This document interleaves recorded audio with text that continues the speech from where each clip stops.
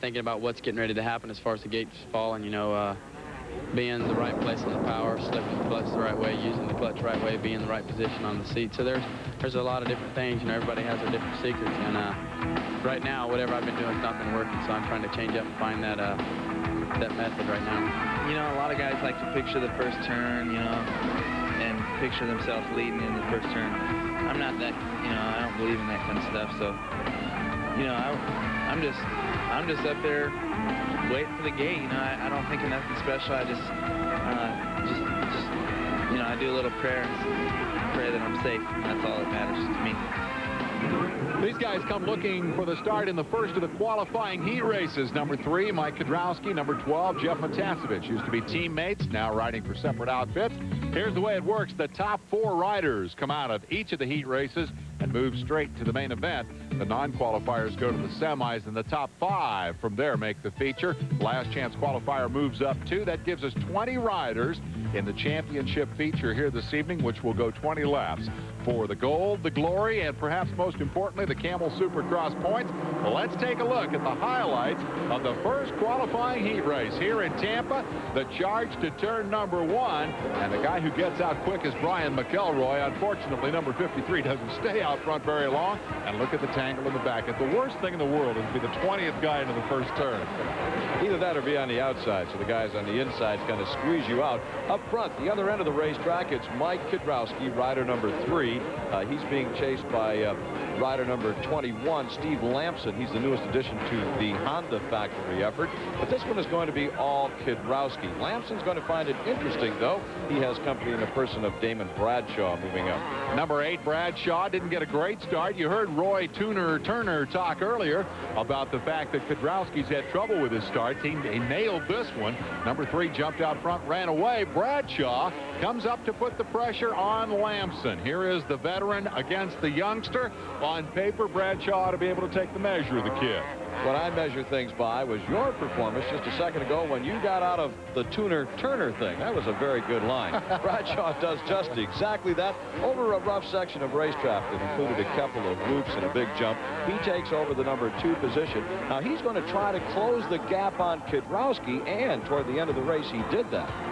Indeed, this might have been a spectacular finish had it not been for one of the ongoing problems for Supercross fast guys, and that's the Supercross guys who aren't quite so fast. Traffic becomes a difficulty here for Damon Bradshaw as he gets hung up behind the slower rider and surrenders an insurmountable margin to Kudrowski. Meanwhile, Brian Swink of Team Suzuki has an even bigger problem. A locked-up motor on number 19 means he'll have to ride the semi, assuming they can get that fixed in time. Mike Kudrowski, virtually uncontested at the finish line, takes the checkered flag with a one-handed pump job. He's never won a Supercross main event. Maybe tonight, Kudrowski, Bradshaw, Lamson, and Matasevich taking those first positions will be his night. Michael, it's not like you to get that hole shot.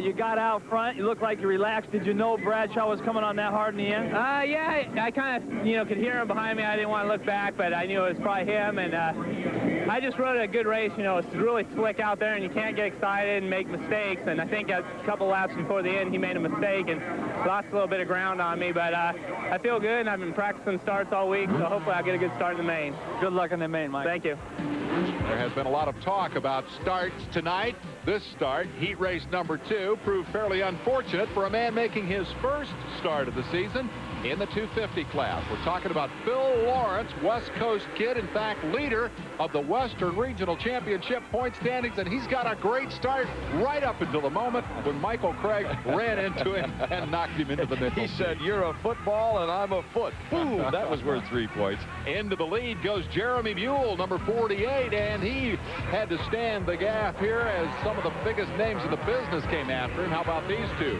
Side by side, the Honda teammates, Jeff Stanton and Jeremy McGrath. And Craig, number 24, is the second place man. They ran handlebar to handlebar for a good ways here, but when it counted, I don't know why Jeremy McGrath have pulled that one out. He actually had to slow to move around the backside of Jeff Stanton, change lines, and still made the pass. I rather think Stanton had bobbled and missed a shift. Up front, meanwhile, Michael Craig taking advantage of Jeremy Buell's miscue. He takes over the number 1 spot. Buell hanging on to second, but he's not going to hold that position long. Craig has become a pretty salty dog here in the last few weeks. A weekly contender for top 5 honors. And in this qualifying heat race, he showed great speed as Buell held him up a little bit behind him. Craig tried to split. McGrath working his way through the traffic nicely, getting around Stanton, then picking off Buell in the Battle of the Jeremys and heading after the leader. Stanton lurking back there in 4th spot, kind of a microcosm of his season today. That's the way it's been. The only thing different in this particular race that concerns McGrath and Stanton is McGrath did not get the whole shot, so he has come from slightly off the pace to make some passes. We've not seen him do that this year. Actually, he's not had to because he's been out front. Big moment right here. Michael Craig leading, tips her over, lost the front wheel right in front of McGrath, who said, as soon as you get out of my way, I'll go on and win this thing. He said to McGrath over his shoulder, watch me do my laugh-in imitation as he slides down the front word. Just kind of tips her over, nice and easy. McGrath says, I don't know what's going on down there, but traction dead ahead. I'll use that Kawasaki. Spinning the wheel, you betcha. So McGrath goes on to win it handily, but remarkably, Craig, after his soil sampling excursion, was able to get up off the dirt and hang on to 2nd spot, holding his neck. He's got a previous injury that was troubling him a bit prior to the race here this evening, but he got that 2nd spot, and that means he's got time to regroup before the main event. Stanton took 3rd from Buell. Let's go trackside with Jeremy McGrath. Jeremy, from the first race of the year, you've been past these guys and doing away with them right away. Is that a tactic of yours? Well, Bob, you know, it helps if you get around them right away. You know, when you start following someone, you know, you tend to start following their lines and riding their pace instead of your own pace. And, you know, I'm just out there cruising. The track's pretty slick out there, so I'm just trying, kind of taking it smooth and taking it easy and ready for that main. Let me ask you, are you going to need a hole shot to win the main tonight, Jeremy? Well, it looks like, you know, that would help, but I didn't get such a great start that time. I came out in about 4th or 5th, and I passed right up there. And it was, you know, if Mike wouldn't have made a mistake, maybe it would have been a little bit different. But I think hole shot would be good, but if not, I think I'd win. Well, good luck. Thanks, boss. Do I sense the confidence level increasing with every victory for Jeremy McGrath? We'll be right back with more. Did you know that? It's been 4 weeks since the Eastern 125 riders have been in action. Jimmy Button, how does the layoff affect you? I've had some time to think about, you know, what's happened the first couple races. I know exactly what I had to do. We've had a lot of time off. I think that, you know, maybe some guys might have slacked off on the time that we had off, but it's a little bit, you know, you're not racing the 125 every weekend, so you kind of get out of your rhythm a little bit. So I'm thinking that everyone's going to be in the same situation here this weekend. Everyone's going to try to be getting back into the racing form. I think I'm already there, so I think I have an advantage on everybody, but I just need to go out and ride 110% the whole time. Button has been riding the 250 class to stay sharp. Teenage Ezra Lusk, 17 years old, has been focusing on this championship and what it's going to take to try to take it away from the man he has been battling all season. That, of course, is Doug Henry of Honda. That Honda-Suzuki rivalry is very intense. The big story, I think, in 125, Larry, is a different winner every week. Oh, 5 different races, 5 different winners. And tonight, if we end up with a different winner, we'll have a 6-pack of winners, Dave. Well, we'll know soon whether that will happen or not, because the gate is down on the 125 highlights as they charge into turn number 1. Let's see who got away first. First, the 9 guys crashed out here on the outside, but none of them hit the ground. So we'll kind of move on from there and go right to the front, where Chad Peterson from Iowa, one of the kids who's never won one, asserts himself early on. Fort Dodge, Iowa, given an opportunity this year to ride for the DGY team, which is the factory 125cc effort from Team Yamaha. He's making the most of it. There's Mike Brown, rider number 54. Downtown Mike Brown is what they call him, and right now he's downtown in 2nd place. Big battle there with Jimmy Eichel, who was destined to fade into the pack. The real star of the show early was number 25. You heard from him a moment ago. Jimmy Button was charging. Button had a very, very bad bad race in his last outing, finished dead last. The other man we've talked about is Doug Henry, number 16. He leads Ezra Lusk by a point coming in here after 2-point paying events in the Eastern region, and he moves right up to do battle with Button. That's the battle for the number 3 position. Button owned it. Not anymore. It was taken over by Doug Henry. He's going to pull away, and Henry is not through in the passing department yet. He has one more to go before these highlights are over. Let's turn our attention to number 43, the winner of the opening round of the Eastern Regional Championship. That was in Orlando, Florida. Seems to like this sand. He comes out of Bainbridge, Georgia. That's Ezra Lusk. Lusk close to home, of course. Bainbridge is right down there on the coast. Mike Brown is next to feel the heat from number 16 as Doug Henry comes charging up alongside, doesn't hesitate, moves right on by. Brown had the opportunity there and elected to let him go. Surprising, too, that was the battle for the number 2 position. Henry is now in that second spot, and Brown still having his problems. He's in third, not for long. Here comes Jimmy Button. He finds the good lines through that set of rolling double jumps to take over the number 3 position. Let's put Brown in fourth. However, he's not going to stay long there either, Dave. Ezra Lusk is the man on the move for a slippery racetrack. There's a lot of passing going on here. A lot of guys marching to the front after mediocre starts. Lusk for the moment. Brown looks back over his shoulder. He knows he's ahead, and Ezra is into fourth. Soon catches Button, and that proves to be a pretty good battle between a couple of Suzuki guys. Lusk will take the inside line and move around. That makes him third. He keeps moving, catches Doug Henry in second. You mentioned a slippery track. Watch this. Yeah. Lusk gets it sideways, shoots off the racetrack. He takes a quick look to his left. No one coming. He burst right back onto the scene. Some damage was done, but Ezra came back to catch one more time Doug Henry. But look, he messes up one more time. So Ezra, easily the fastest rider on the racetrack. Also the rider making the most mistakes. Let the record show the mistake-free night for Chad Peterson gives him his first 125 Supercross victory. 6 races, 6 different winners. Ezra Lusk passed an awful lot of people tonight to end up third. Unfortunately, passed some of them twice. Not the night that the youngster from Georgia was looking for. For Peterson, everything he ever dreamed of. The opportunity to take that first checkered flag in front of 30 or 40,000 fans. Take a look at the results as Henry, Lusk, Button, and Brown wrap up the top 5. Down through 10, it's Tony Paggio, Tim Ferry, Davey Yezik, Jimmy Eichel, and Todd Penning. Let's hear from the winner. Chad, your first ever Supercross win, you've got to be very happy. Oh, I'm pumped. So excited. About your whole shot, about midway, you look a little sloppy, and then you got smoother in the end. Could you feel that on the track? Yeah, the track got real. The moisture started coming up on the track. I had to change my lines and go more to the outsides of the track where no one was running so I can get some good drives for the triples. Well, good luck in the future, Chad. You look awful happy. Thanks a lot. Well, it's Peterson's battle in terms of the war. Doug Henry fares reasonably well here. The runner-up tonight extends his point lead over Ezra Lusk, and he's standing by with Art Ekman down trackside. Let's hear from tonight's runner-up. Doug Henry, Chad, got out in front so far that your tremendous charge just wasn't enough to take the lead, but you held on to that points lead. Yeah, you know, I knew I had to beat Ezra, and that's what I had to do. You know, I wanted to win. It was really slippery out there, and I just didn't want to crash. Give me an idea now throughout the race. How was your start? How did you get out of it? I had a real poor start. You know, I was a little slow off the gate, and you know, around the first turn, I just bumping and banging and almost went down. But you know, I worked up to second, I believe. So, you know, that's what we're going to have to take for tonight. Well, let the record show that Ezra Lusk did win once tonight. He was first to get the cork out of the champagne bottle. We'll be right back with 250 main event action.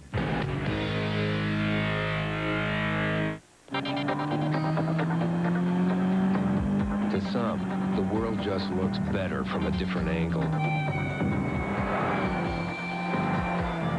For those select few, Honda built the CBR 900RR, CBR 600 F2, and VFR 750F. Enjoy the view. We've decided to show you the drenching power of the big Super Soaker 300 by this comparison. This is a squirt gun. This is a battery-powered water gun. And this is the Super Soaker 300. It holds oceans of water, delivers a powerful slug of spray, and, as you can see, shoots a very long way indeed. It's more than a water gun. It's a blast. The genuine Super Soaker 300. The big one. He has no mercy. He knows no fear. He feels no pain.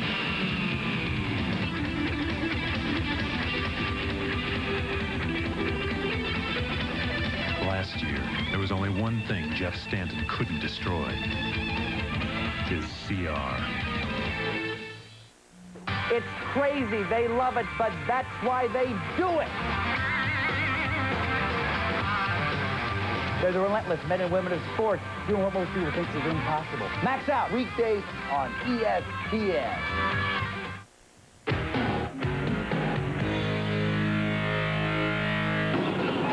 The remarkable Jeremy McGrath, winner as a rookie of 3 straight Camel Supercross victories. Art Ekman deals with the question, can the kid hang on? Veteran observers here in the pits are saying that rookie Jeremy McGrath, even though he's won 3 in a row and leads the points chase, will not win the title. They say they've seen this scenario all too many times, and history will repeat itself. Well, you know, that's past history, and that's what's happened in the past, but you know, I'm going to do everything in my power to show that that's not going to happen this time, you know. I'm really confident right now, and I'm able to win races. And as long as I'm able to win races, you know, that's not going to happen. Pressure's never really gotten to me any time in the past. And, you know, Honda doesn't put any pressure on me. So, you know, I think history's not going to repeat itself this time. 1990 rookie Jeff Matasevich won 1 race and was leading the points race till late in the season.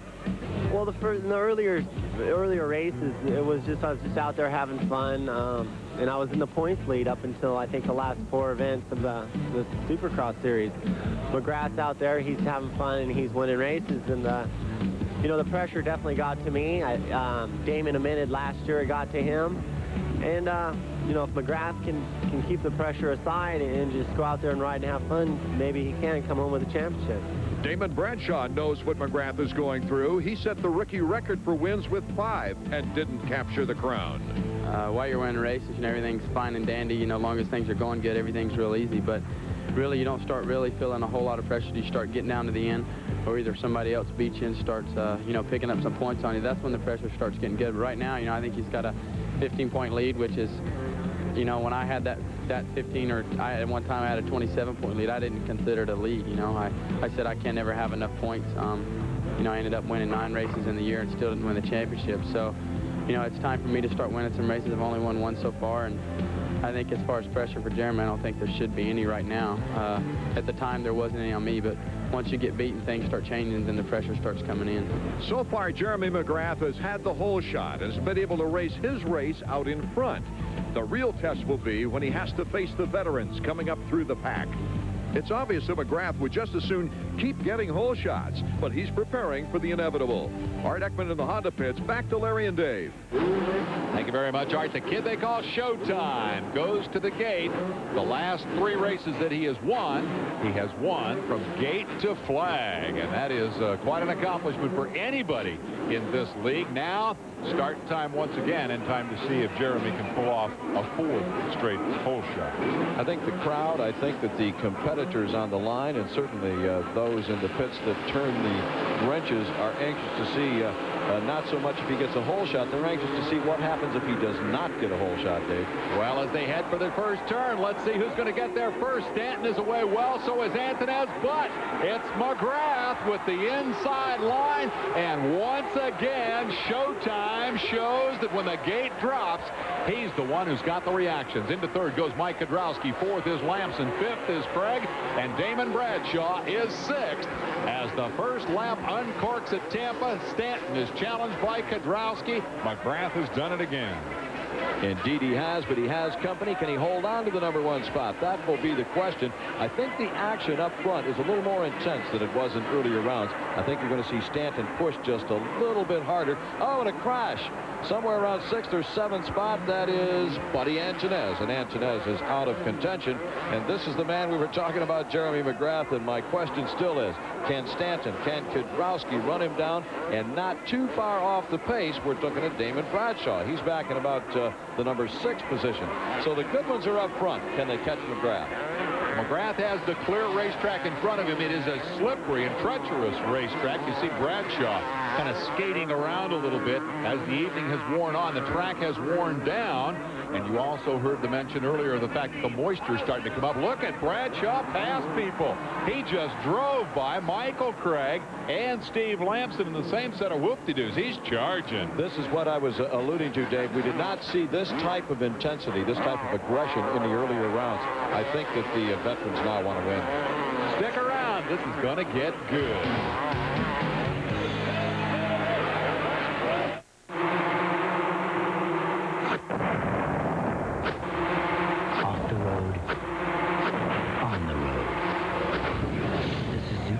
Damon Bradshaw is being chased by a couple of guys that he just smoked off pretty good. Number 21, Steve Lamson, and number 24, Michael Craig. And they in tune have Sean Kalos in tow. This is the best race on the racetrack right now. Craig, determined to lock in another top 5 position, is having at it with Lamson while Bradshaw tries to get away. Lamson was hired primarily by Honda for the outdoor series, and I think that anything he gets inside of a top 10 finish this first season in Supercross will be a bonus, but he has performed, I think, very, very well, doing an excellent job, as has Michael Craig. He's kind of a surprise to Team Kawasaki. Lamson crashed in, what, his second Supercross start last year for Team Suzuki and broke his leg, but came back remarkably quickly and won the first outdoor national after his return. He's a kid with a bright future. And right now he's doing a pretty good job of holding at bay Michael Craig, who has climbed steadily through the ranks of Supercross results in 1993 and is still looking for that first top 3 finish. Craig goes inside. Oh, and Lamson hit his rear wheel and just about flicked her over backwards, jumps up to see where the traffic is. I think Lamson wanted to cut to the inside of Craig, and the track got away from him. It was slippery there, and he just couldn't hold the motorcycle in. He tried to climb inside Craig's rear fender is what he was trying to do, and ended up bottom side up. On the same straightaway, number 15, Jeremy McGrath, pursued by Jeff Stanton and Mike Kedrowski. And now Damon Bradshaw is reeling in that lead trio, and I believe that this thing is going to get exciting before it is over with. Bradshaw is definitely on the move. He's at the rear wheel of Mike Kedrowski, and this ought to be a pretty interesting battle. It seems the Yamaha and Kawasaki guys have trouble getting along. The racetrack, you'll notice it's shiny in some places. I want to point that out quickly because this is going to be the key to the race tonight. It's the throttle control. You have to dial it in just exactly right. Too much, you're going to spin sideways. Not enough, you're going to get past. Now, that battle back there has prompted Jeff Stanton to pick up the pace, and he has started to close slightly on McGrath. This, Dave, is what I think most of the expert observers had predicted, that when Stanton and Bradshaw get ready, they're going to be able to deal with Jeremy McGrath. At least that's the word from their side of the fence. McGrath's side of the fence just says, bring them on. We got time, and we'll take care of them. Let's see what the message is here from Skip Norfolk as his man continues to lead. 4th race in a row. Attack the track, he says, and that's a good point. Forget the guys behind you. Run your own race. If he does that like you explained it, then that is the way to go. If you start attacking on this racetrack, though, I'm telling you, you're going to have problems. That racetrack is like glass, like ice in some places. You think aggression will get him in trouble? It could very well. He's riding his own race right now, and I don't think if I were his mechanic, I would want him to pick up the pace. However, he's up there making the millions, and you and I are in this broadcast booth not doing near the job, so it's easier here than there. Guys have won 3 races in a row. Myers is second guessing them out front and cruising Jeremy McGrath, and we'll be back to see who knows what they're talking about. Cheryl Ladd on Body Slide. Question about Jeremy McGrath. The question, is he the next Damon Bradshaw? He is en route to 4 in a row unless Bradshaw can slither through the traffic, run him down and pass him. And Larry, I don't think it's going to happen. Bradshaw sliding around out there. Major bobble right there. He hit that slick spot. He was on the gas when he did it. The bike started to whip sideways. Bradshaw recovered quickly. That cost him about a second and a half, though. Bradshaw was, in fact, closing on McGrath, but but when you've got about a 6 or 7 second lead, typically you'll slow down. Hats off to Damon Bradshaw. He is doing everything right. Now, this was an opportunity for the veterans, I think, at the start of this race to really show this guy that, hey, we've been messing around. It's time for us to charge. Dave, I don't know what to think except that McGrath, look at that. Now, he got into a little bit of a slide right there. Not to interrupt, but he controlled it. He just handled it like a veteran would, and it didn't even bother him. He just got right back on the gas. I have yet to see anybody in 1993 who is in this kid's league, frankly. For all of their past success, the big stars like Jeff Stanton have simply been no match for Jeremy McGrath in 1993. Here's Michael Craig, who continues to impress. He is in 5th spot and looks like he's going to be able to hang on to that. And we noted last week that he's made steady progress from finishing dead last in the Orlando opener to becoming a consistent front runner. Well, you're right. He finished last in that first main event in Orlando. The next outing in Houston, he finished 10th. Then he was 8th. He moved all the way up to 4th. Now he's running 5th. He's just amazing. I think Kawasaki got a bargain when they put his name on the line for their newest addition to the Kawasaki factory team. Talk about a bargain. I'll take this guy. I want my stock at number 15. Thank you very much. And I will cash in week after week after week. Nobody can touch him. McGrath is on cruise control. There's another cruise ride. Larry Ward has worked to the number 6 position. He likes Florida. His best finish to date was a 7th in the opening round in Orlando. Now running in 6th. Maybe he's turning his season around. Certainly has not lived up to his expectations this year aboard the privateer Suzuki effort, or Suzuki support effort, I should say. In any event, he's doing well here in Tampa. Well, everybody sets their goal at the beginning of the Supercross season. For most of these guys, the goal for 93 has been to keep Jeremy McGrath in sight. Tampa, we're in the final lap. The success story continues. Jeremy McGrath is beyond reach unless he does something really, really dumb. He's going to win his 4th race. I tell you what, I don't think that anyone should count on that. He has done nothing but everything right all season long, so he's not going to make a mistake on this last lap. I am so impressed that the way he handled this slippery track. He is just, man, he's just head and shoulders above the rest of the field at this time. Well, this is the kind of racetrack where you expect experience to be the key. It's the kind of track where youthful exuberance and a heavy throttle handle get you in trouble. And McGrath basically just kept the thing on rails all night. Now he's waving to the fans. He's reminding them that he is number 1 until somebody comes up and takes that honor away from him. Let the record show no rookie has ever won 4 races in a row in this series, and some great rookies have come down the pike, and we got to start thinking about the all-time record of 6 in a row. Bob Hanna did it. Rick Johnson did it. Jeremy McGrath just did it to the field here in Tampa. He takes the checkered flag. Bradshaw is going to finish 2nd. It was a relatively close 2nd in the end, primarily because Jeremy was conservative the last few laps, but now it's time to celebrate. One finger aloft. Series point leader and would-be champion Jeremy McGrath claims his 4th consecutive Camel Supercross victory and beats the best in the business in the process. Bradshaw, Kedrowski, and Stanton. And then along with Michael Craig rounding out the top 5. Larry Ward, Sean Kalos, Brooks, Lawrence, and Palmer. Let's go trackside and hear from the winner. Jeremy, it's looking a little sad for the rest of the crew out there. I'm a little jealous too. Damon, I think, and myself have got 5 in a row, and you're up to 4.